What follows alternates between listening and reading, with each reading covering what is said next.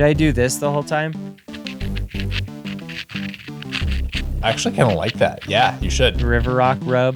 Yeah, it sounds great. Oh, if we did ASMR, we'd probably make more money, huh? Yeah. we'd probably make some money. Hello, everybody. I'm Cody Troyer. And I'm Brent Gasford. And we are the Hugonauts, here to review and discuss with you the best sci-fi novels of all time. This episode, ranking the Hugo nominees. The award show is about to happen. They might make a bad choice. It has happened from time to time, but we will tell you the truth. There's some good ones. There's some bad ones on the list this year. We're going to rank them. We're going to tell you who might like, what kind of reader might like what kind of book. And then Did they already make their bad choices? Yeah, in fact, if you're a Hugo voter, you've already made your bad choices. I blame you. And then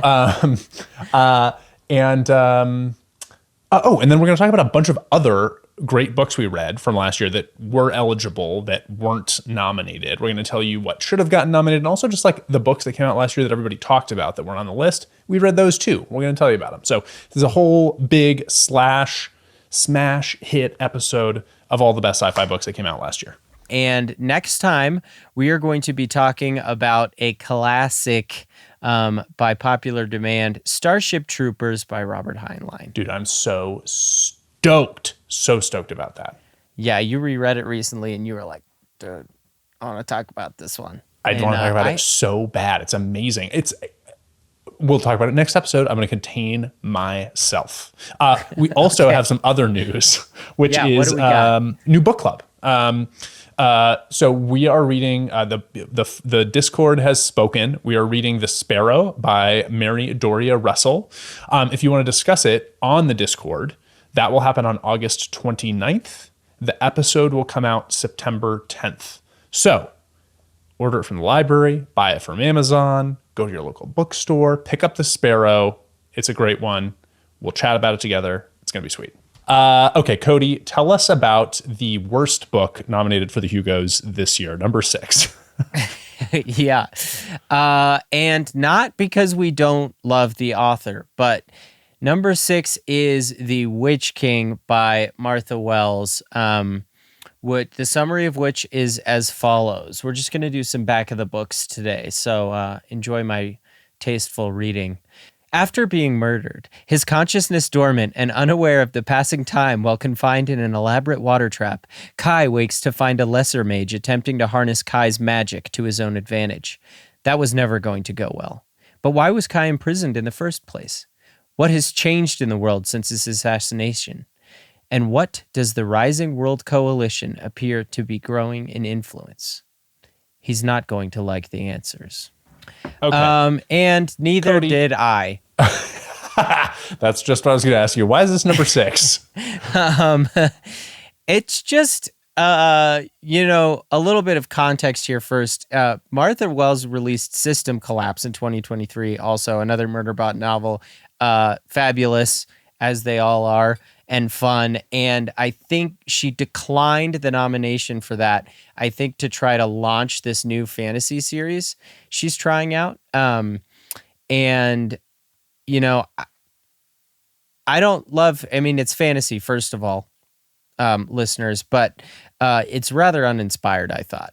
I couldn't even really keep track of the characters. Fantasy also. This is not just Cody doesn't like fantasy. Cody likes fantasy. If it was good, he would tell you that it was good, and that's not what he's telling you. It's not. Yeah. It's uninspired. It's like, the magic system is like, if he's in pain or he makes himself in pain, he releases more power. Wait, really you didn't tell, dude? It's bad. You didn't tell me it was Crank, dude. Crank rocks, dude. The movie Crank? Is that what Crank is? The Jason Statham movie. Yeah. He falls out of a helicopter, and then if he doesn't keep his adrenaline super high, he dies, or he gets poisoned. Yeah, it's a super sick movie. I'm familiar with the concept. I didn't realize the parallels to The Witch King. I couldn't even keep track of the characters. I stopped caring about them. The opening scene was really cool. But that's about as good as it got for me on Witch King. No, thank you. System Collapse instead for me, please. For sure. What about number 5? Number 5 is The Adventures of Amina Al-Sirafi by Shannon Chakraborty. And this book is about a pirate, a female pirate, who is living in... The interesting thing about this book is the setting. It's set in the Indian Ocean, Arabian, Red Sea, like off the east coast of Africa, and the Arabian Peninsula in like the 12th or 13th century. Female pirate who we are consistently told throughout the book used to be a bad person, be a pirate, but then in fact everything that happens on camera, she's like the shining light of goodness, which anyway, whatever, classic framing device.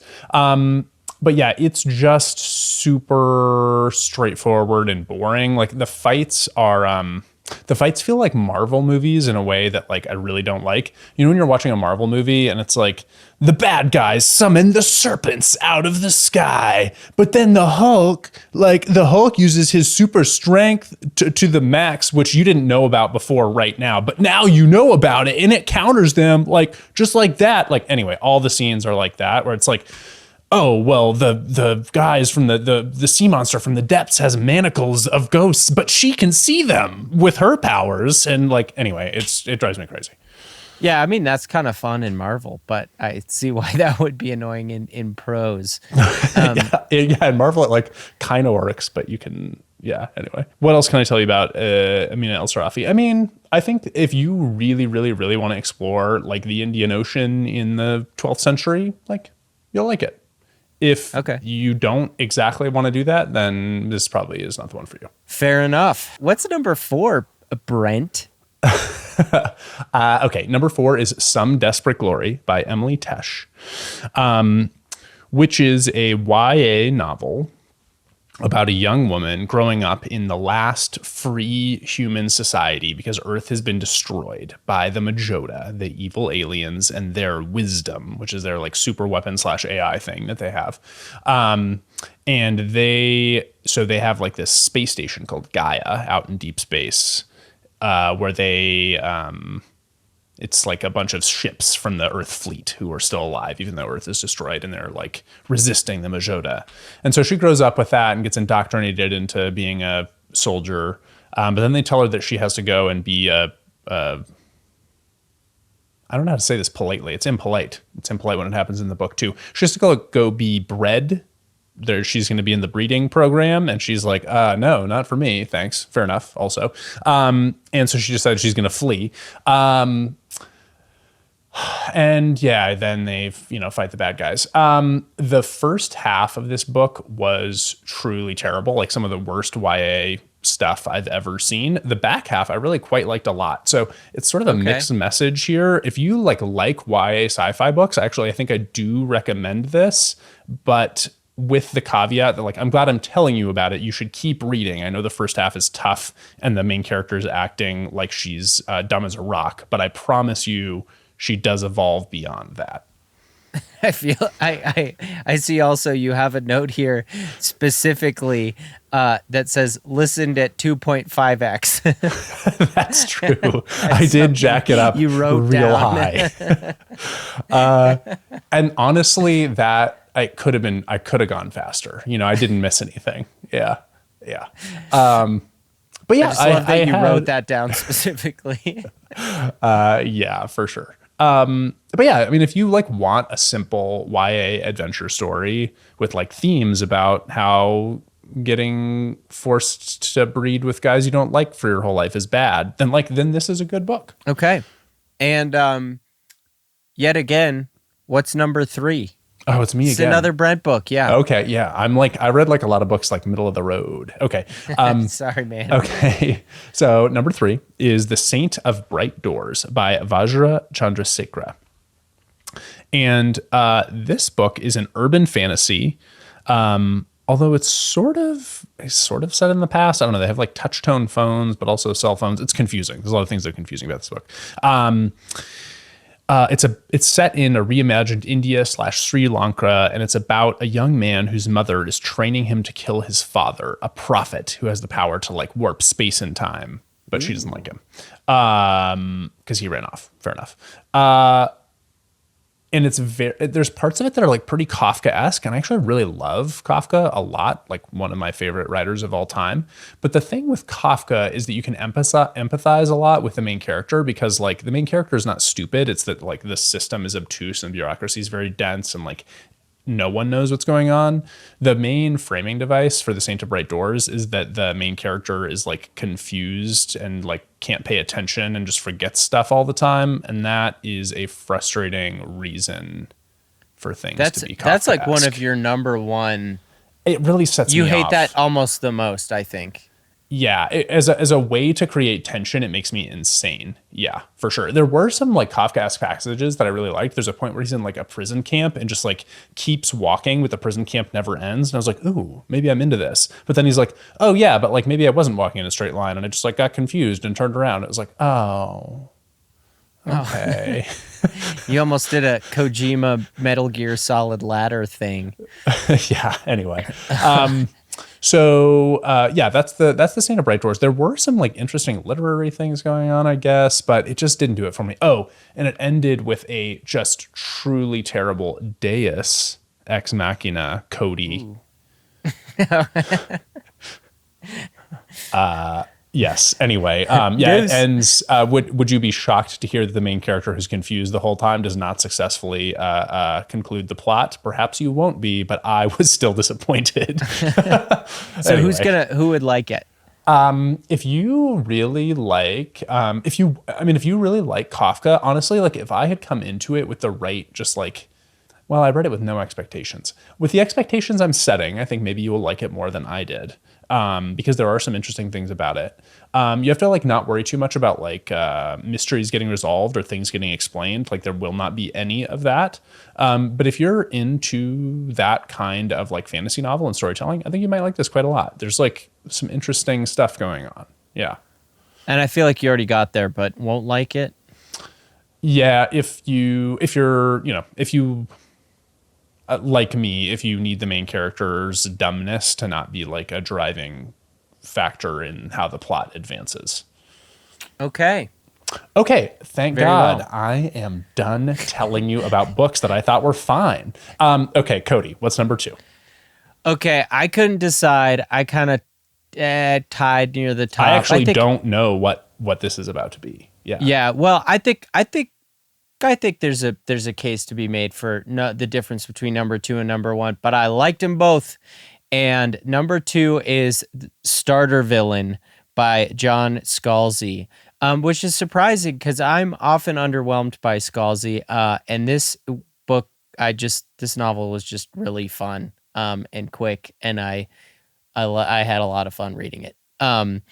I'm going to I thought we agreed to read back the book summaries, but then you outdid me by doing it off the top of your head, but too late for me. Sorry, dude. Charlie's life is going nowhere fast. A divorced substitute teacher living with his cat in a house his siblings want to sell. All he wants is to open a pub downtown, if only the bank would approve his loan. Then his long-lost uncle Jake dies and leaves his supervillain business, complete with island volcano lair, to Charlie. But becoming a supervillain isn't all giant laser death rays and lava pits. Jake had enemies, and now they're coming after Charlie. His uncle might have been a stand-up, old-fashioned kind of villain, but these are the real thing. Rich, soulless predators, backed by multinational corporations and venture capital. It plays out like you'd imagine a Scalzi book would. It's funny. I have a question I'm just like dying to ask. Yeah, with that framing device. Yeah. What is the villain business? Like how did he fund the super volcano lair? Yeah, so it's a lot of different things, kind of like Shadow Corporation-y type deal. Well, are they like selling drugs or like? No, it's not any one thing. It's all super fictional. But it is like somewhat based in reality. I don't want to spoil too much of it though, because there's not much to spoil. And it's quite short. Charlie's I guess I'm gonna have to read it. Dang. Yeah, Charlie's a fun everyman character. There's a lot of classic tropes, and Scalzi doing his red shirts thing. making something we're familiar with into like just taking a new perspective on it and making a silly story out of it. But yeah, I was surprised. I really enjoyed it. So as you described that, I'm wondering, is this the same thing as Adventures of Amina Al-Sirafi, where like we're told repeatedly that the main character is a bad guy, but in fact they are obviously the good guy and everyone else is the bad guy? Incorrect. No, Charlie, the main character, is just like, this just falls on his lap and he has to decide what to do with all of this. So his uncle was like a legit bad guy. Yeah, but it's like a villain. It redefines it to make sense in the context of our world, like how the villain operates. Okay. Think kind of like, international arms dealer types, that kind of thing. But there are concessions made to make it less villainy. Okay, for sure. Yeah. And there's talking dolphins, all the fun stuff. Oh, I love a talking dolphin. We haven't talked about talking dolphins in a while. I know. David Brin, dude. Mr. Startide Rising. Brin. Oh, and you won't like it if I don't know, you're looking for something deeper, like we always say with fun books, like, some it's John Scalzi. Yeah. It's for fun. Yeah. Exactly. Don't read this in your book club, folks. That's not what it's for. Right. Yeah. Okay, tell us about number 1. Number 1 is the same as it was for the Nebulas. That is Translation State by Anne Leckie. It's a good novel. Let me tell you about it. With someone else's words. Kven was created to be a Presker translator. The pride of their clade, they always had a clear path before them. Learn human ways, and eventually make a match and serve as an intermediary between the dangerous alien Presker and the human worlds. The realization that they might want something else isn't optimal behavior, is the type of behavior that results in elimination. But Kven rebels, and in doing so, their path collides with 2 others. Ine, a reluctant diplomat whose dead grandmaman has left here an impossible task as an inheritance, hunting down a fugitive who has been missing for over 200 years. And Reet, an adopted mechanic who is increasingly desperate to learn about his genetic roots or anything that might explain why he operates so differently from those around him. That's a pretty good summary. It's also told broken up into perspectives from each of the 3 characters. And though they do meet pretty quickly, it's split up into chapters that are told from their different perspectives. Is it first person or third person limited? First, third person omnipotent for Kven. Okay. I think that's right. I remember the Kven part for sure. It might be third. Why'd you have to ask me that? Well, I was just curious. The only disclaimer I had before this was, Brent, don't ask me what anyone's name is, because it's too many books for that. I should have told you to stay away from authorial voice too. But I believe that's right. Anyways, the Kven, I remember that specifically because the Kven parts are really good. Okay. Yeah, I loved because in the ancillary series, Ancillary Justice, Sword Mercy, you just hear about the Presker in the Ratcha universe and Leckie's main universe. They are the aliens that are a lot stronger than humankind, and they're truly alien and scary because they're some of my favorite aliens fictionally because we just don't understand each other at all. And so the Presker make these translators. They grow a half human, half Presker, or a real human that understands Presker it's like culture an embassy town and language. Ambassador. Yeah, an embassy town ambassador, exactly. And they grow these beings to communicate, and that's the only characters you see of the Presker because they're too hard to describe otherwise. So this is a fun addition to the ancillary universe in that you get to finally see a little bit more about the Presker, especially through Kven, who is trying to find herself and kind of rebel against what she's made for. And the other characters are good too. There's some fun. There's also some fun, Anne Leckie was one of the first proponents of Martha Wells, and we get a little bit of Sanctuary Moon action. No way. Here, with Kaven and Reed. No, they watch a different sitcom, but it's called Pirate Exiles of the Death Moons. So I guess every futuristic sitcom is a moon. But in Leckie fashion, it's an interesting universe. It's an interesting addition to that universe, but also the characters are very human, and most of it is about kind of their personal identity struggles, which I found interesting. I also love, just as a side note, Reet's people, the Ikipis, are from a station called Love Hate Station. Great name. But half of them, there's a sect of them that don't believe the Presker are real. They believe that they are an invention of the Ratchai to control the rest of humanity.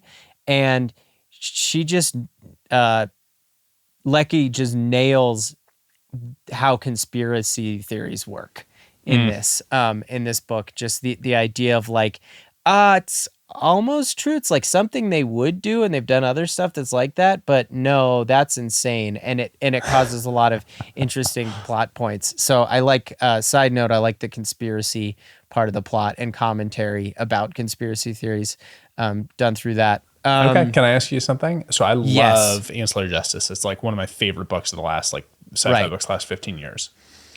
Don't tell me why, but does this book ever explain why the Presker, like in the Ancillary series, I was always just like, well, why don't the Presker just fucking invade? They're obvious. Oh, sorry for the F-bomb. Sorry, Cody. Editing. Future Cody has to edit that.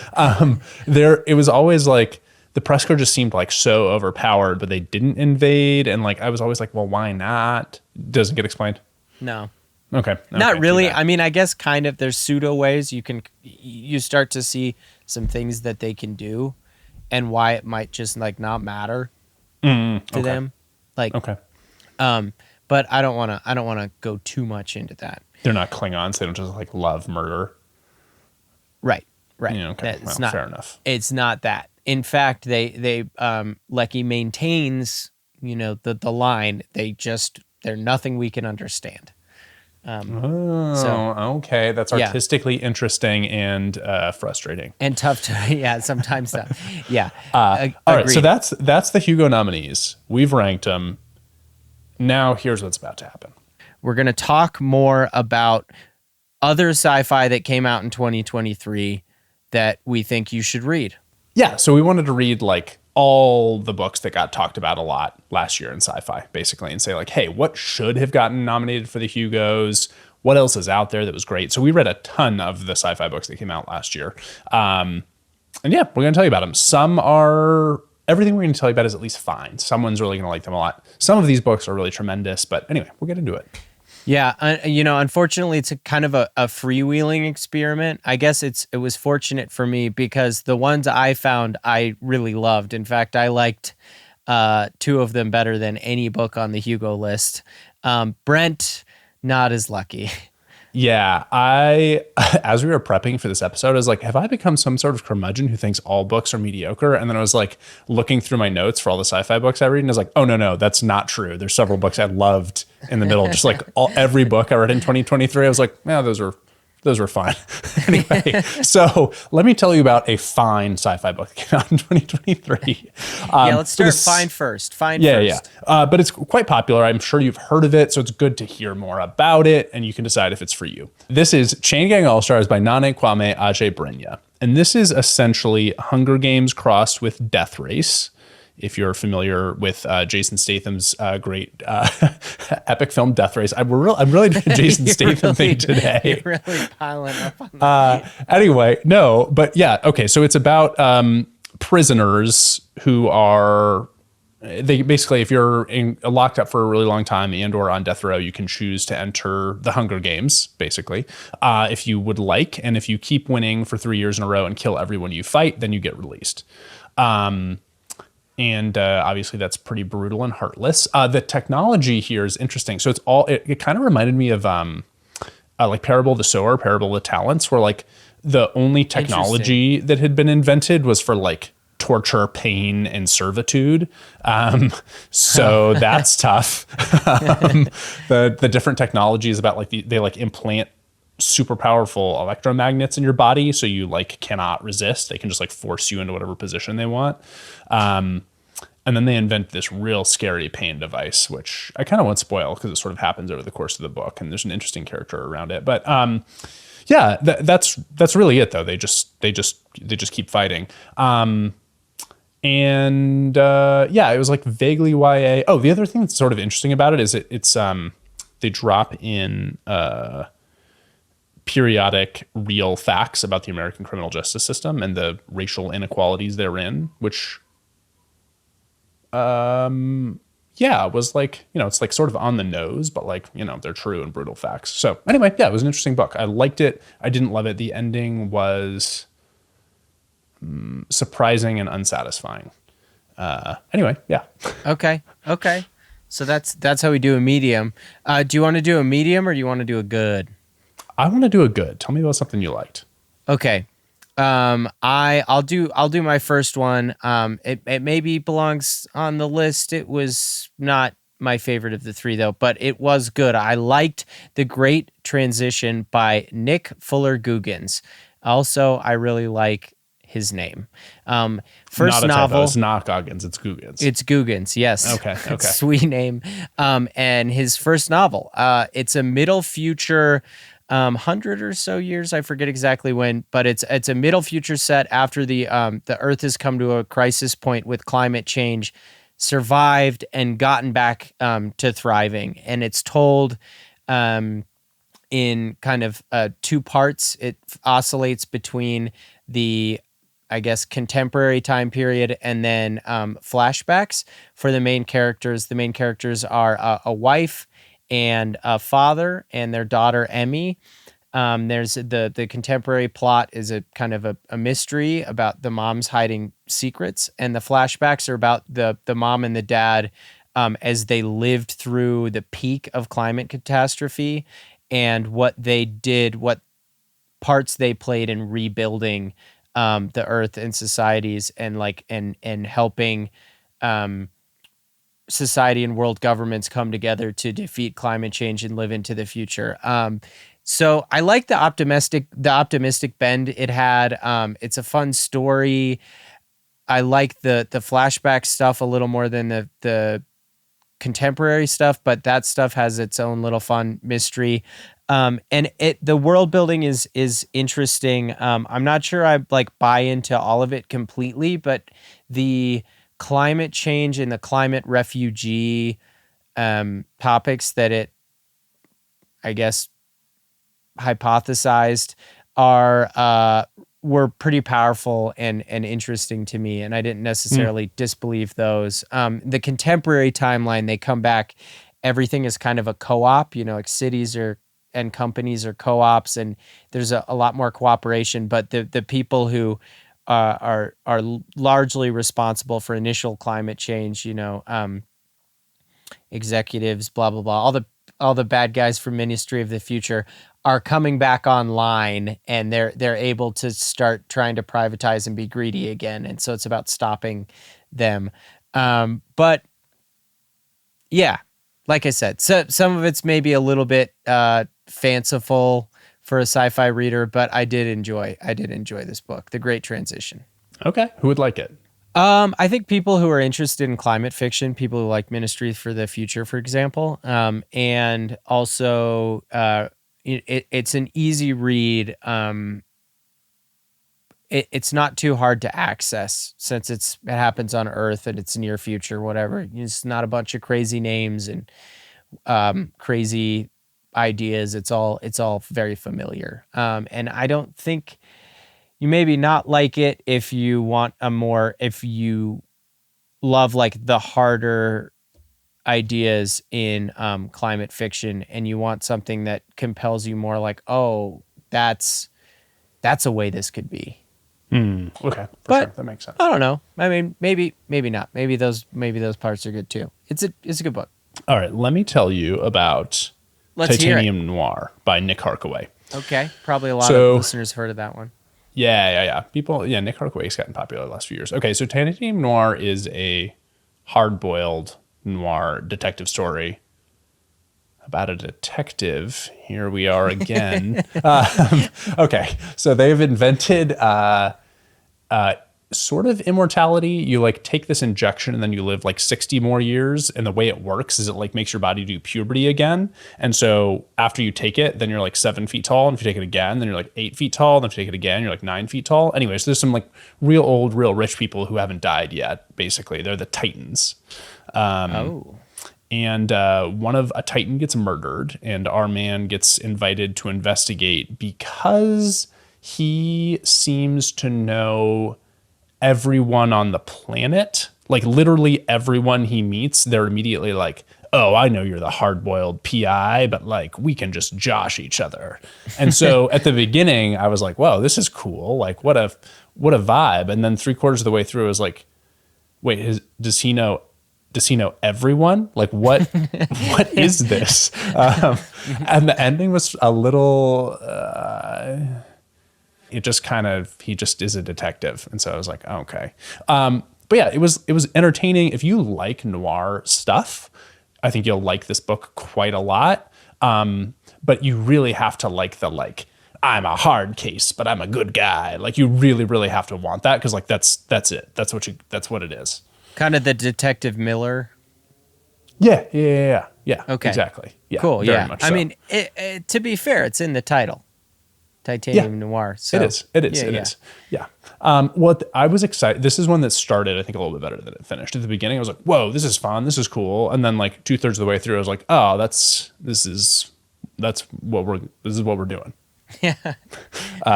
Yeah.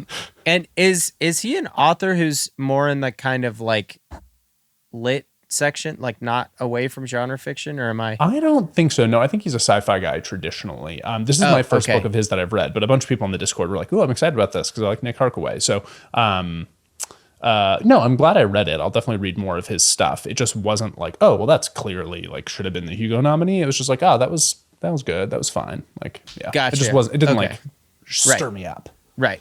Well, the reason I ask is because my last two, I'm going to go in order of my favorite, Descending, but they're not like genre writer, or they're like fantasy. They're more like kind of bestseller writers, which is why I think that those writers don't often get nominated for the Hugo Awards, which is fine because they don't need to. They don't need that exposure. So maybe this is why they didn't get put on. But my next one is going to be The Marriage Act by John Mars, who wrote a few years ago The Passengers, not the Cormac McCarthy novel, different novel, which some of you also may have read. The Marriage Act is about near future Britain, kind of like if 1984 were near future and totally contemporary and had social media a little more accessible. It's not quite as locked down as that, but it's a more like realistic version almost.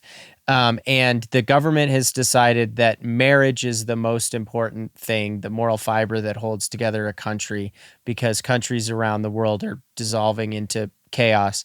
So to incentivize marriage, they pass an act that means that people who get married. The Marriage Act? It's called the Marriage Act. And it incentivizes people to marry one another. And they get, better health benefits. They get to live in nice state-sponsored housing. They get all sorts of other benefits. And single people or divorced or widowed people, like they don't get those benefits. But you have to be surveilled at all times. And at first, at stage one, it's AI. And then if the AI senses marital problems, you're assigned a counselor. Anyways, it's a world in which there are a lot, or it's a novel it's kind of like Crash, the movie. It's like several different characters, not a ton, but is there a Jason Statham movie you can think of? There's no Jason Statham. Yeah, oh my God. I mean, maybe. What about Snatch? There's a lot of characters. I was gonna say it's like a stretch. No, it's they never meet at the end, like they always do in Guy Ritchie movies. It's several different plot lines that all happen in this world, and they kind of loosely connect. But because of that, the disparate, character types, I found that interesting. There's a lot going on in each of the plots. You're learning a lot about the world, and it feels fairly believable, although there's some points that seem a little bit like convenient to the work. Is it like Handmaid's Tale-y? Is this like about like reproduction? No, it's more like a Black Mirror episode. In fact, that's probably, I think a lot of people have said that when they reviewed it, but it's that kind of feel where it's like, oh, these are just regular people, but the technology's upped a little bit from where we are. Can you be gay and get married, or is that not allowed? Yes. Oh, okay. Two of the one of the main storylines is a gay couple. But they're still not allowed to disagree. Right. Yeah. Okay. Yeah. They can't be sarcastic with each other because the AI is misinterpreting that sometimes. That's why they get assigned the level 2, especially in Britain. Come on, they didn't. The British authorities didn't think of that. Right. I don't know if I could suspend my disbelief. Yeah, well, you might not be able to. There's also a lot of good stuff on deep fakes, which is the interesting addition that's not 1984, you're right, other than surveillance. The idea of manipulating with deep fakes, which I thought was cool. So it's definitely, popular sci-fi. Again, these are, writers who aren't so in the genre world, the Hugo world.